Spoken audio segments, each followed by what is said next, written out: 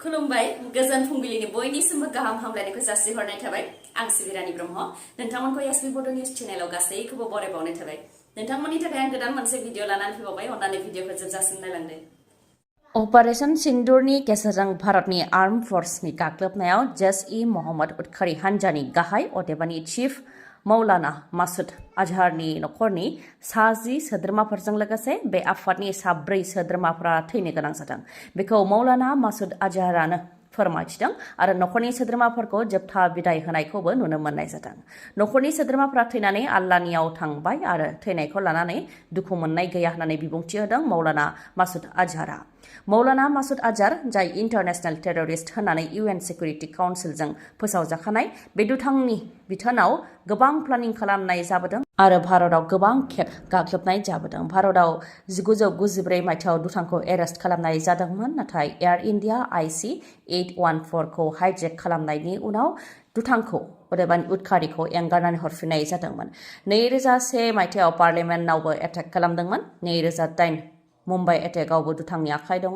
2006 पाठानकट attack, 2019 Pulwama attack बेफोर गासैबो एटेकआव बे दुथांनिनो गाहाय आखाइ दंमोन। अपारेशन सिन्दुरनि गेजेरजों गाग्लोबनायाव उदखारिनि नखरनिफोरा बाहालपुरनि जामा मस्जिदाव दंमोन। बेयावनो भारतनि आर्म फोर्सनि गाग्लोबनायाव थैनो गोनां जादों। मख'नो गोनांदि पाकिस्ताना दि उदखारि फिसिग्रा बेयो रोखा जादों। मौलाना मासुद आजहारनि नखरनि सोद्रोमाफोरखौ जोबथा बिदाय होनाय समाव पाकिस्तानी आर्मि आरो पुलिसफोराबो बाहागो लाफैदों आरो जयैनो भारतनि हेक्टा स्लगान होनायखौबो खोनानो मोननाय जादों आरो बेनि खिथेर लानो थाखायबो खोथा बुंथिदों उदखारिया।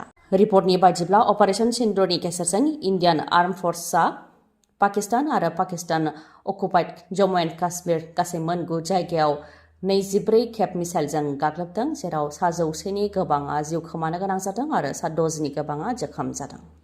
बिटिआर गोरोबथानि गेजेरजों जायफोर गामिफोरा बिटिआरआव हाबदों बैफोर गामिनि सुबुंफोरा गिबि खेबनि थाखाय बिटिसि बिसायख'थियाव भट होनो मोनसिगोन।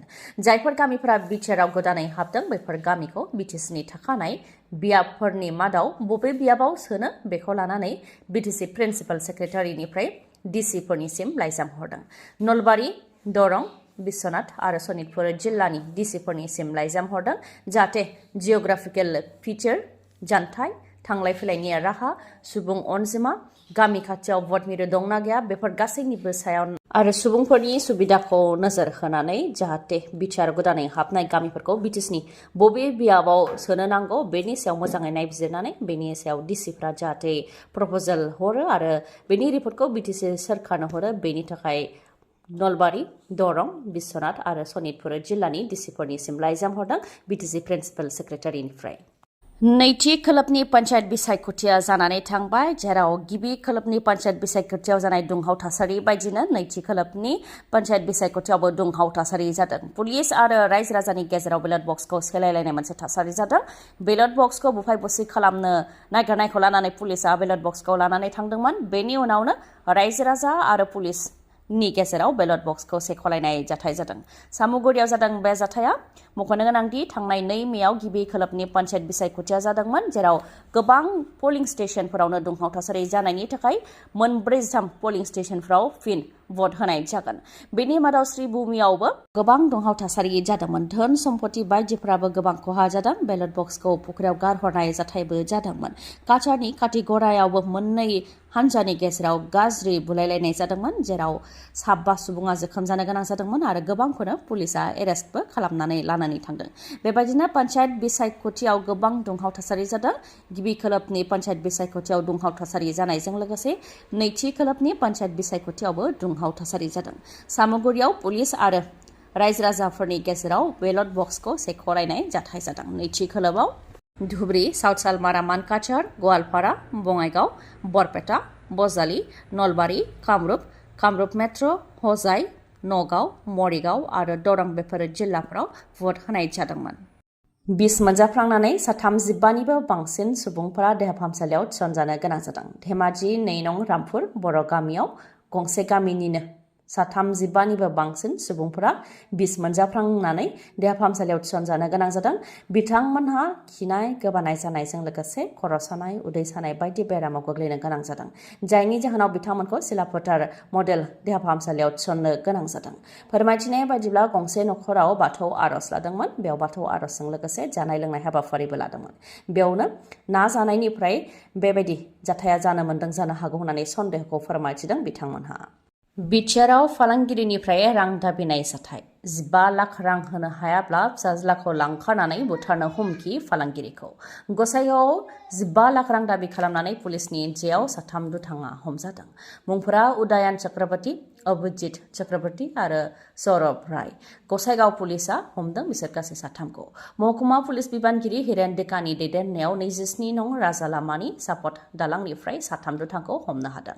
रां दाबि खालामजाग्रा फालांगिरिया फोरमायथिनाय बायदिब्ला माखासे सान सिगांनिफ्रायनो गुबुन गुबुन जानबुं नाम्बारनि गेजेरजों फन हरनानै 15 लाख रां दाबि खालामबोदोंमोन आरो रां होनो हायाब्ला फिसाज्लाखौ लांखारनानै बुथारनो हुमखि होदोंमोन। रां गैयैलाय 2 लाख रां होनो थाखाय राजि जादोंमोन, नाथाय बेखौ आजावाखैमोन दुथांफोरा। उनाव जाथायखौ लानानै पुलिस थानायाव गसर होनायाव दुथांफोरखौ हमनो थाखाय पुलिसआ सोलो बानायदों। बे लेखायै रां लांफैनो थाखाय दुथांफोरखौ बुंहरदों फालांगिरिया।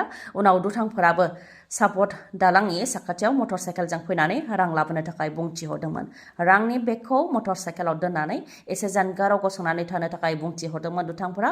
बे लेखायैनो रां लांनो फैनायाव पुलिसनि जे सानायाव नांदों 3 दुथांफोरा। पाकिस्तान आरो इन्डियानि गेजेराव दावहा जानायनि आसाया बांनायनिफ्राय बांदों। छुट्टियाव फैनाय जवानफोरखौ लेंहरफिनजोबनाय जाबाय। भारतआ पाकिस्तानखौ गाग्लोबनायनि उनावनो पाकिस्तान आर्मियाबो फिनजाथाय होदों, जायजों सासे जवाना थैनायजों लोगोसे 15 नोगोरारिफोराबो जिउ खोमानो गोनां जादों। भारतआ पाकिस्तान आरो पाकिस्तान अकुपाइड जम्मु एन्ड काश्मीराव अपारेशन सिन्दुरनि गेजेरजों गाग्लोबनायनि उनाव एलअसिनि नेम सिफायनानै पाकिस्ताननिफ्रायबो जम्मु एन्ड काश्मीरनि पुंछ आरो टांगधाराव गुलि गावग्लुंहरदों। थाद'नाय गैयै गुलि गावनायजों इन्डियान आर्मिनि लेन्स नाइक दिनेश कुमारजों लोगोसे 15 नोगोरारिफ्रा थैनो गोनां जादों आरो 43 सुबुंफोरा जोखोम जानो गोनां जादों। पाकिस्ताननि आर्मिनि गावहरनायजों सुबुंनि जिउ गोमानायनि अनगायैबो न' बां, गला, गारि, गुरुद्वार बायदिफोराबो गोबां खहा जादों। मख'नो गोनांदि पाकिस्तानाव गाग्लोबनाय जाथायखौ लानानै लिड खालामनायफोरनि मादाव कर्नेल सफिया कुरैशी, बिथाङा इन्डियान आर्मिनिफ्राय आरो इन्डियान एयारफर्सनि उइं कमान्डार व्योमिका सिंह बिथांमोनहा अपारेशन सिन्दुरनि सोमोन्दै फोरमायथिदों। हरनि 1:05 लानानै 1:30 गेजेराव अपारेशन सिन्दुरखौ लन्च खालामनाय जादों होननानै फोरमायथिदों। 22 एप्रिलाव जम्मु एन्ड काश्मीरनि पेहेलगामाव उदखारि गाग्लोबनायनि खिथेर लानो थाखायनो पाकिस्तानाव गाग्लोबनाय जादों, जेराव पाकिस्तानाव गोलाव समनिफ्रायनो उदखारिनि थाखाय फसंथानफोर बानायनाय जायो आरो बेयाव थिसननानै ट्रेनिं होनाय जायो होननानै फोरमायथिदों। पाकिस्ताननि सायाव गाग्लोबनायखौ लानानै भारतआव दीपावली बायदि फालिनायखौ नुनो मोननाय जादों। बमा गावनानै, संख सुनानै, भारतनि फिरफिला लानानै रंजानायखौ नुनो मोननाय जादों गुबुन गुबुन जायगायाव।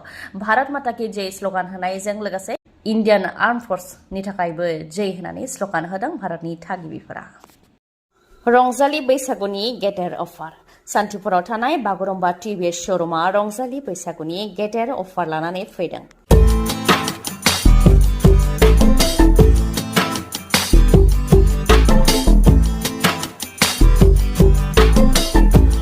नोंथाङा जुदि मटर साइकेल एबा स्कुटि बायनो सानदोंब्ला बेनो बयनिख्रुइबो गेदेरसिन अफार। गंसे मटर साइकेल एबा स्कुटि बायोब्लानो नोंथाङा बेसेन नाङालासे गंनै सिलिं फेन मोननो हागोन, लोगोसे बेसेन नाङालासे गंनै हेलमेट आरो 3 लिटार पेट्रलबो मोननो हागोन। थावनिया चिरां जिल्लानि शान्तिपुर बाजाराव। मोजाङै सुलाद लाबावनोब्ला 7099953599 नङाब्ला 9401123361 बे नाम्बाराव खौरां लानो हागोन। गोजोन्थों। दिनैनि भिडिअआ एसेनोसै। गाबोन आरो गोदान भिडिअजों लोगो मोनफिनबावगोन। नोंथाङा दासिमबो आंनि चेनेलखौ साबस्क्राइब खालामाखैबा अन्नानै साबस्क्राइब खालामदो, लोगोसे लाइक, कमेन्ट आरो शेयार खालामनो दाबाव। गोजोन्थों।